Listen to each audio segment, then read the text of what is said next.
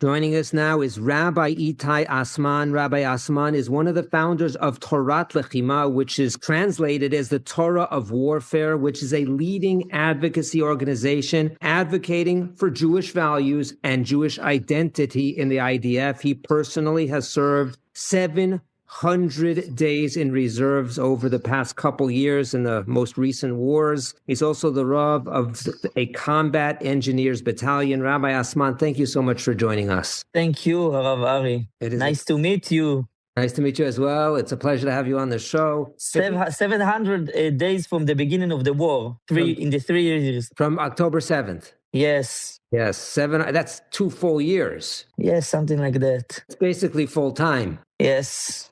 Unbelievable, Mesiras Nefesh, and thank you on behalf of Klal Yisrael. Thank you.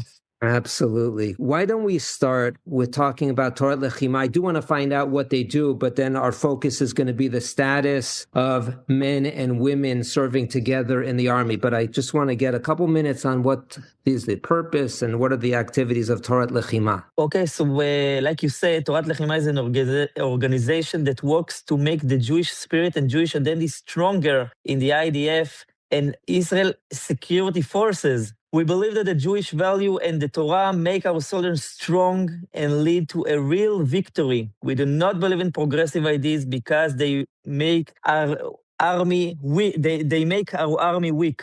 So this is our main courses. What we also do, we support strong Jewish rules of war based on the Torah ID. Haba leorgecha hashkem leorgo. Translated in English, if someone comes to kill you, kill them first.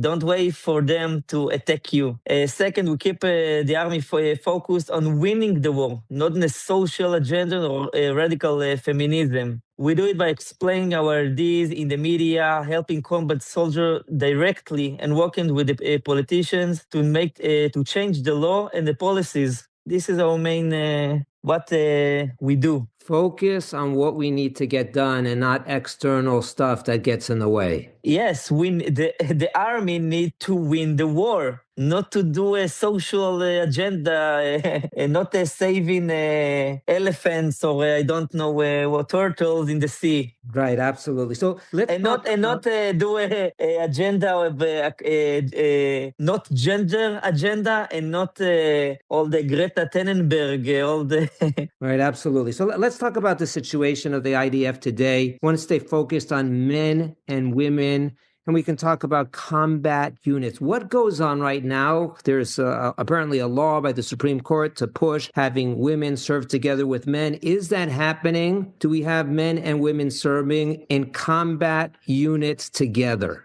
Yes. Today, because of the Joint Service Order, what it's called in Hebrew, Pkudat HaShirut HaMeshutaf, women serve in some combat and support roles. For example, we have a female paramedics, women in the OCETS, it's a with dogs unit, and female officers who enter Gaza and Lebanon. During the war, there is a total mix of men and women. The biggest problem is when soldiers stay inside houses in Gaza or Lebanon. In these places, there are no separation and there's no separate bedrooms. It's a complete mix all day and all night. So those for a couple of days and weeks. And the women are serving in accessory roles, assisting, or they're actually kravim? They're actually the combat. There is also assistant and paramedics, and it's a combat. It's a combat service. They're together with the unit. Yes. Okay, and the law in Israel requires that in all units or specific units right now?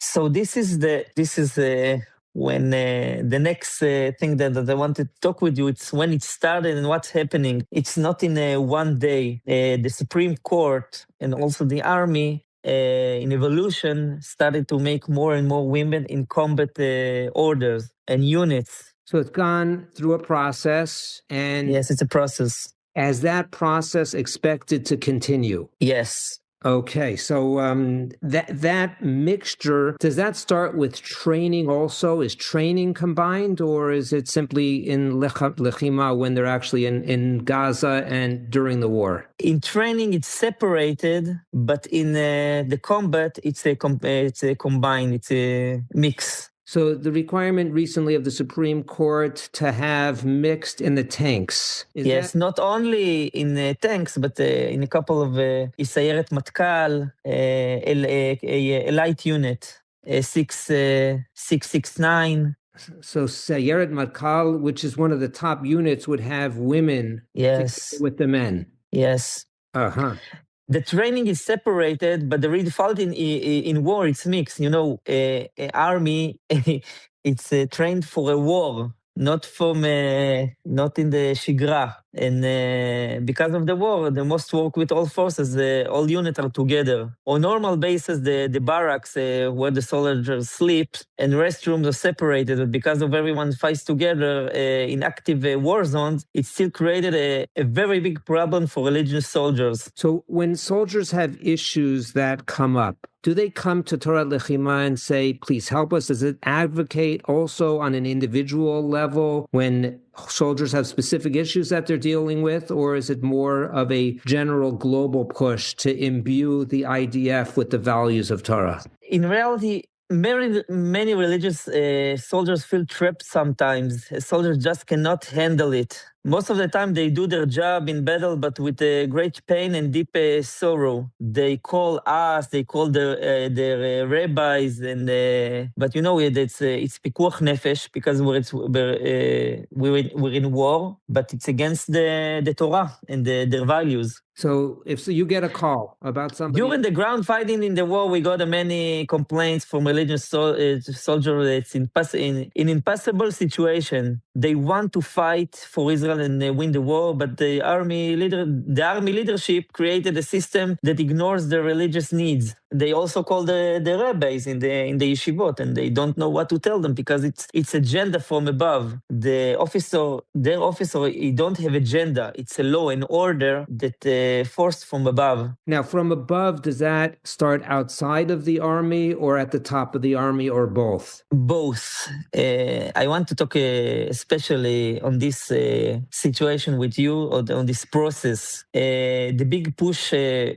put women in combat roles started around 2015. Before 2015, the army had a policy called proper integration, השילוב הראוי. This policy kept separated tracks to respect religious soldiers. It was separate. But in 2015, the army changed to the Joint Service Order, פקודת השירות המשותף. This change happened because of progressive groups, feminist agendas, and pressures from the Supreme Court that pushed the army to open combat roles to women, like putting women in tanks and סיירת מטכ"ל, even when the physical works was too hard and not suitable. It was equality, כבוד האדם, human rights. This is the main course of the value of the army. That's what the Supreme Court said. So the Supreme Court, did any of them act as combatants in war to understand that this help? No, but they're like gods. They know everything. They not need to be in tank to rule and to make orders. They tell the soldier and the officer what to do. I don't know. There's a lot of negative thoughts coming out in my mind, but I know it'll get edited out. Say it. Say it loud. This is a craziness. This is absolute crazy. Is this an Israeli issue or is this coming from the United States or something like that? It's both. It's not Jewish thoughts. It's all the walk and the gender and equality and all this nonsense. Now, this seems then to be something not specifically endemic to the IDF, but something that is throughout Israeli society. We had that fight in Tel Aviv a couple years ago, Yom Kippur, to take down the mechitza because they... Yes. It's offensive. The people hurt because they have a mechitza. So if you will tell a woman that they cannot be in tank because they're not strong, it's a very offensive thought. There's a role in Tzahal. It's called Yohalam, the advisor of the chief of staff on gender affairs. You know this role? No. In the past, this role was called the advisor of women affairs. Women Its main job was simple, to support female soldiers and help them to have a good service. But in the present, the army changes the name to a role that called advisor of gender. It's changed the women to gender. This it's not a little change, it's not a minority change, it's a progressive theory. The office stopped focusing on helping women, instead it started to use progressive academic theories about gender. Equality over winning. They push for a total gender equality in all combat units, even when it does not fit to physical reality. We believe this office, the office forces the military leadership to focus on, it's not need to focus on the social equality and rights, but to win the war. This is the real job of the army, to win the war. This is what they need to focus in on. Where do you see things going from here? Because it seems that we have the left pushing, if we call it the left, and we have... Yes, it's the left and the feminism. Values, Torah, standing up for what's right. Where are things going to go? Because there's no conversation. It's just a battle of ideologies. Yes, you said it right. A battle of ideology, and the stronger ideal will win. Army cannot win with this agenda. He need to decide what the world, what the value of the army. We have a war here, a war with Gaza, with Lebanon, with Syria, with Iran. We're not a summer camp, you know. Even in the Goyim and the Marines, they cannot win when women and men together, and especially we are a Jewish army. We win not only because of our strength, but also with siyata dishmaya. It's written that the Torah, v'haya machanecha kadosh. This is our value of a Jewish army. We win in the strength on the help of God. So, Rabbi Asman, why doesn't this argue more in the direction of having that battalions like Hashmonaim, that we don't have to deal with these issues, they can't influence it, we can keep the boys, the men, separate from these issues and just focus on the war? You ask why not all the army are like Hashmonaim, or why we don't ask... Why shouldn't Hezbollah set up similar units and isolate them? For who? For the religious soldiers? Yes. We are not, but what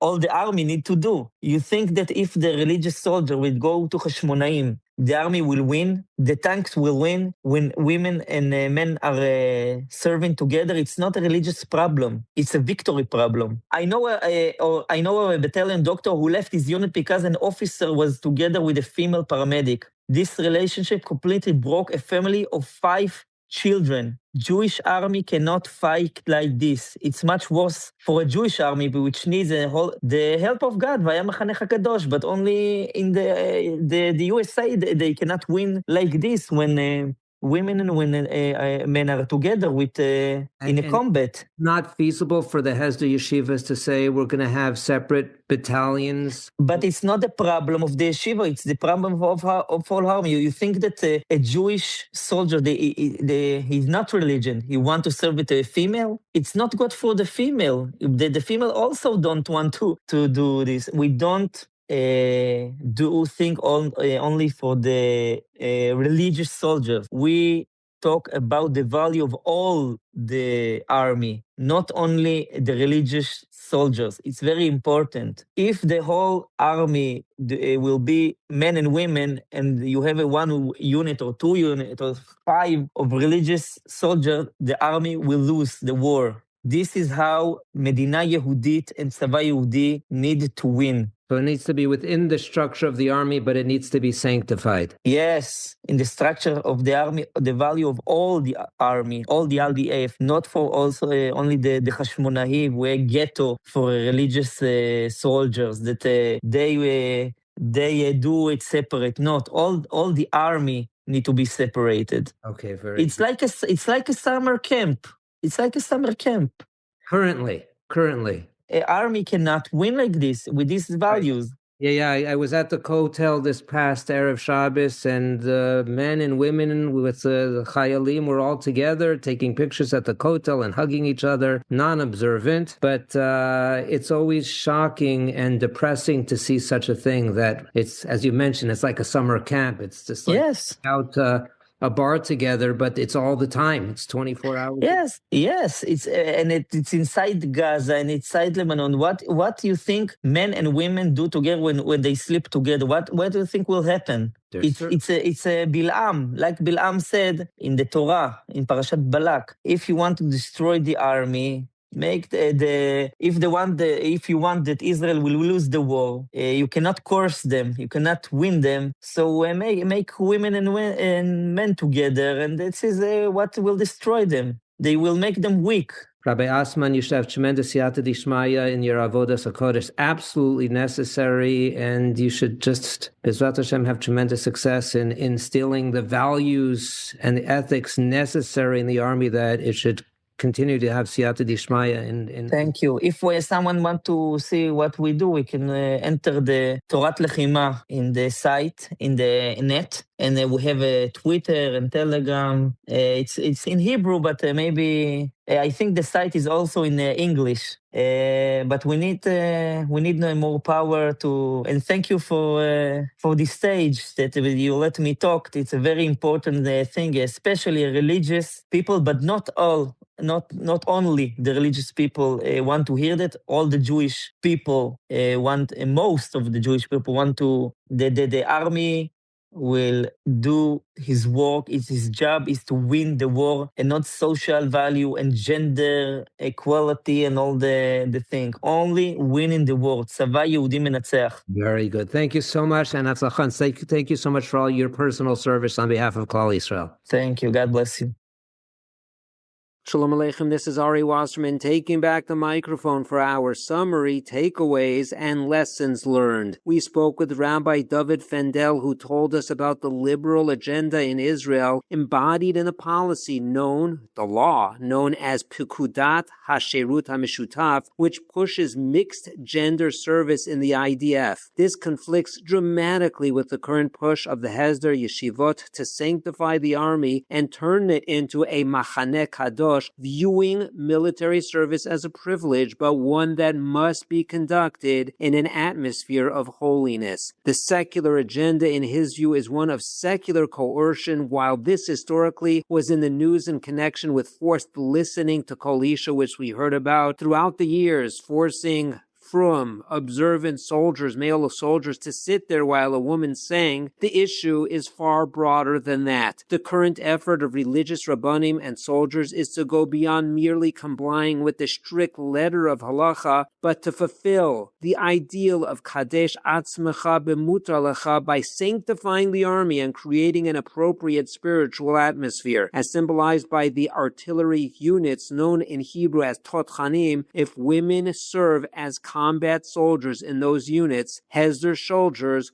will not serve there. According to Rabbi Fendel, that is what is currently playing out with the tank units. Rabbi Fendel remains optimistic that changes are taking place, and we should all hope and daven that he, together with the Rabbanim leading this monumental effort, will be successful. Rabbi David Stab told us that a recent survey of Israelis found that society is divided over whether it is important to provide religious soldiers with separate frameworks in the army or to continue expanding the integration of women into combat units. The vast majority of secular Israelis favored expanding women's integration, while religious Israelis stronger favored providing religious soldiers with separate frameworks for men. The immediate catalyst for the current controversy was a recent Supreme Court decision requiring the IDF Chief of Staff to conduct a pilot program allowing women to serve in tank units on a mixed basis. What's a mixed basis? Men and women serving together. Many religious Zionist rabbis spoke out strongly against the program on both halachic grounds and broader hashkafic concerns, including the importance of maintaining an appropriate religious atmosphere for soldiers. When asked whether a fully separate battalion similar to the Haredi Hashmonaim battalion would be preferable, Rabbi Stav did acknowledge the benefits of a separate framework. However, he felt that such an arrangement would reduce the opportunity for religious soldiers to serve alongside and positively influence non-religious Jewish soldiers. Overall, he believed that there is more to gain by serving together with non-religious men than by creating entirely separate battalions exclusively for religious soldiers. What comes to mind when viewing these two different approaches, the Haredim and the Hashmonaim separate battalion, and the approach of the Hesder yeshivas being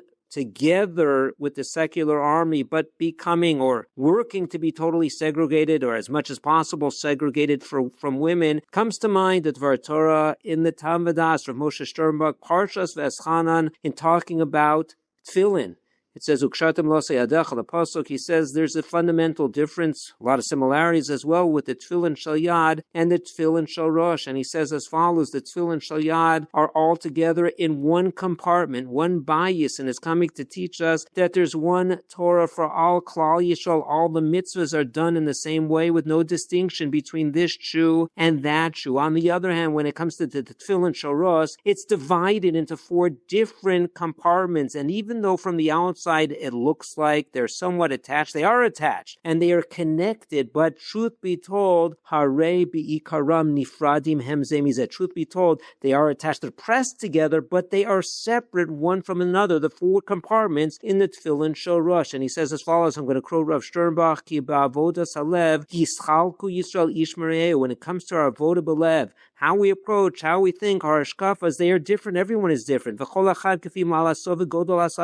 Each person, based on his ability to understand, based on his madrega, they are going to have different approaches and beliefs. Oved es boro lefi darko v'shitatahu, and each goes based on his own derech and his own shita. That's a positive thing. That's represented by the tefillin shel rosh. Afal pi shekavanas kulam achasi, even though their kavana is the same. What is that? Laharbas kvod yisbarach ba'olam, to be marbek kvod shamayim. So as long as that's our intention and we're doing it in an appropriate fashion, these should be different ways, different approaches, and neither one should put down the other approach. There are benefits of each, yes, Deshramich of each as well, but this is symbolized by the tefillin shel rosh. Continuing, we then spoke with Rabbi Itai Asman, who told us that there is an ongoing and constant conflict between those who are pushing progressive values and equality and those who are focused on doing whatever is necessary to ensure victory in battle. He argued that the push for mixed gender combat units compromises the IDF's ability to wage war successfully, and that those promoting a secular, liberal agenda fail to recognize that they are harming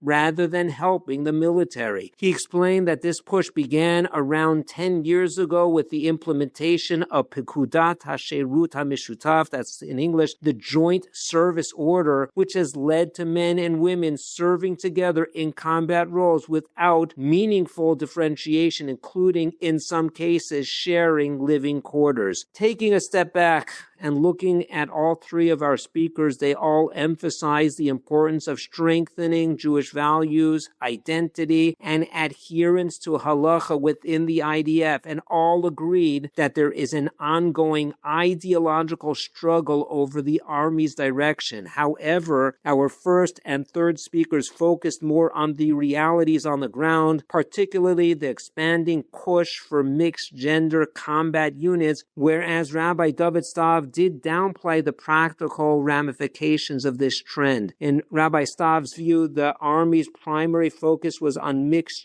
training intakes, training with little concern beyond that stage of the service and combat. However, we did hear the opposite as well. The more significant challenges arise after training. During regular service, where mixed gender frameworks continue to expand, and especially during combat, where basically everything is mixed gender. Considerable siyata dishmaya is necessary to reverse this trend, along with the optimism of Rabbi Fendel that things are improving as the religious soldiers, their yeshivot and Rosh Yeshiva, take a stand for what is right and for what is necessary. And just to end off, Parshas Veschanan, a very powerful pasuk, it says as follows: Ushmartem vasisem. You have to be shomer the Torah. You have to do the mitzvahs. Kihi chachmaschem ubinaschem le'enei ha'ami. Because this is the chachma, this is the wisdom of Klal Yisrael in front of the non-Jews. And again, Rav Moshe Sternbach in his Tam V'das, at the end of that Torah, he says as follows: that the truth be told,